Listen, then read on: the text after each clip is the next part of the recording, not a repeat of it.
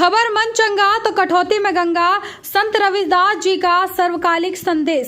संत रविदास का संदेश आज भी समाज को जोड़ने, सभी वर्गों को साथ लेकर चलने की प्रेरणा देता है। वरिष्ठ चिकित्सक डॉक्टर बीके पटेल ने अपने संबोधन में कहा कि यदि नियत साफ और मन सच्चा हो तो ईश्वर को बाहर खोजने की आवश्यकता नहीं, वह हमारे हृदय में ही वास करते हैं। उन्होंने संत रविदास की प्रसिद्ध उक्ति मन चंगा तो कठौती में गंगा का भावार्थ समझाते हुए कहा कि मन की पवित्रता से घर बैठे ही गंगा स्नान पुण्य प्राप्त हो सकता है। यह उक्ति उस कथा से जुड़ी है जहां संत रविदास ने चर्मकार का कार्य करते हुए अपने निर्मल मन और सच्ची भक्ति से कठौती में ही गंगा मैया को प्रकट कर दिया था। डॉक्टर पटेल ने कहा कि संत रविदास का जीवन हमें सिखाता है कि सच्ची भक्ति बाहरी अडबर नहीं बल्कि संकल्प है। टीबी की समस्या अनेक समाधान एक। डॉक्टर बीके पटेल यह समूह वरिष्ठ चिकित्सा अधिकारी नोडल डीआर टीबी सेंटर राजकीय मेडिकल कॉलेज पीजीआई आजमगढ़। आप आए और आपका हम तहे दिल से स्वागत वंदन अभिनंदन करते हैं। बहुत बहुत धन्यवाद संचालक महोदय। हमारा नाम डॉक्टर बीके पटेल है और हम आपके पास मेडिकल कॉलेज में, जिसे आप लोग पीजीआई कहते हैं, उसमें हम टीबी के डॉक्टर हैं। एक्चुअली में थोड़ा सूचना का मिसमैच हो गया, इसलिए थोड़ा सा हम जल्दी आ गए। हमको एक दो प्रोग्राम में और जाना है और हम बाई नेचर हम डॉक्टर हैं, तो कुछ मरीज को भी देखना है। इसलिए आपसे इस प्रोग्राम के माध्यम से हम पिछले साल भी आए थे, उस समय ही कैंपस में रह रहे थे, तो थोड़ा अच्छे से हम समझ पाए थे उस समय का स्थिति। इस बार हमारा आवास आजमगढ़ हो गया तो इसमें दिक्कत हो गई। आप सभी जितने भी हमारे मंचासीन एवं हमारे वरिष्ठ, हमारे महान भाव बैठे हुए हैं, सभी को हमारा प्रणाम, और जितने भी हमारे युवा साथी हैं उनको नमस्ते। आज इस मौके पर रविदास जी की जयंती पर आप लोग आए हैं और लगभग 10-20 हज़ार लोग यहाँ पर जो इकट्ठा होते हैं रविदास जी की जयंती को लेकर उत्सव मनाने के लिए, उनका संदेश लोगों तक पहुँचाने के लिए।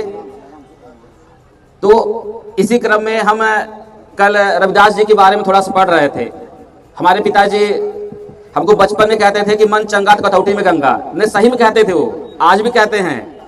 और ये बात हमको अभी कल रात में पता चली कि ये वाक्य रविदास जी ने कहा था।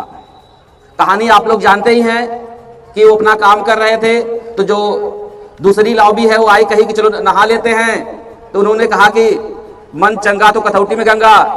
तो जो दूसरी लॉबी थी, जो सड़ंग लादी थी, तो उन्होंने कहा कि तुम्हारे बस की बात नहीं है, तुम गंगा स्नान का महत्व नहीं समझ सकते।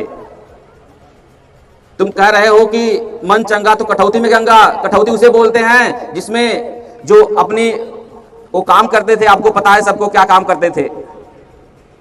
जो जूता चप्पल बनाते थे, जो चमड़ी रहती थी उसको जो पानी इकट्ठा करके हम लोग जो केमिकल टाइप का रहता है उसको धोते थे, वही उनका कठौती था। एक बहुत बड़ा संदेश है हमारे युवा भाइयों के लिए।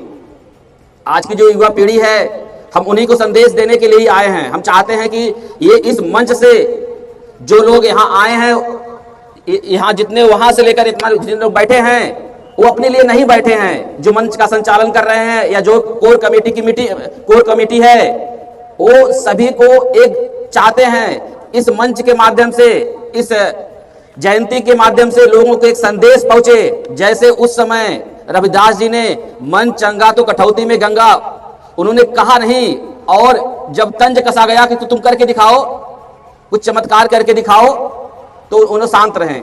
लेकिन जब वो लोग गंगा नहा के आए, फिर उसमें से शायद किसी दोस्त का कंगन छूट गया या कंगन गिर गया नदी में, गंगा नदी में, तो वो बहुत परेशान था। और उसके बाद वो सभी लोग कहें कि चलो रविदास के पास चलते हैं। वो कह रहा था ना कि हमारे इसमें बहुत शक्ति है, मन चंगा तो कठौती में गंगा, उसकी कठौती से कुछ लेते हैं। तो रविदास जी के पास जब वो लोग आए और पूरी व्यथा बताएं, तो रविदास जी ने आंख बंद करके, हम जो समर्पण वाली बात करना चाहते हैं, बस हमारा संदेश थोड़ा गहरा है।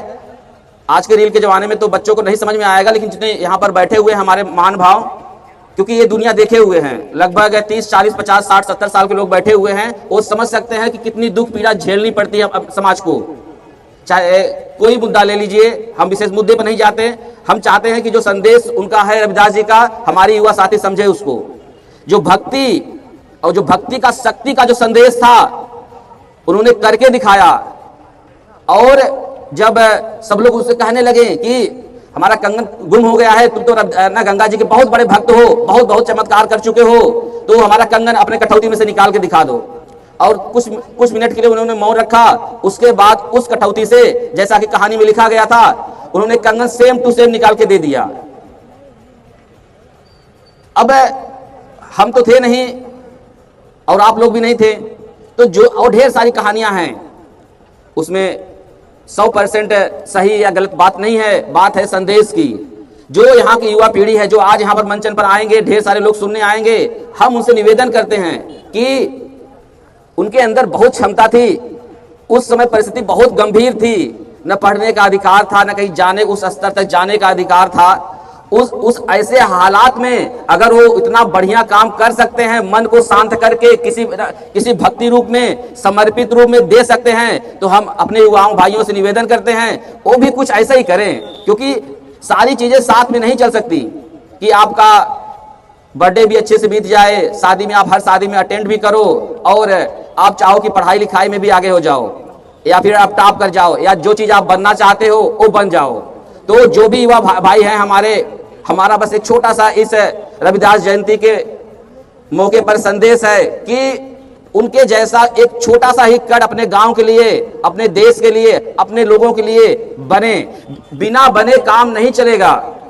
हम भी गांव से ही आए हैं, हम भी एक छोटे परिवार से आए हैं, हम भी बहुत दुख दर्द देखे हुए हैं, हम भी बहुत जगह बहुत कुछ झेले हुए हैं। ऐसा नहीं झेलना बंद हो गया है, आज डॉक्टर हो गए तो अभी बहुत कुछ बाकी है। लेकिन चलिए, आप लोगों का बहुत बहुत धन्यवाद। जय हिंद, जय भारत।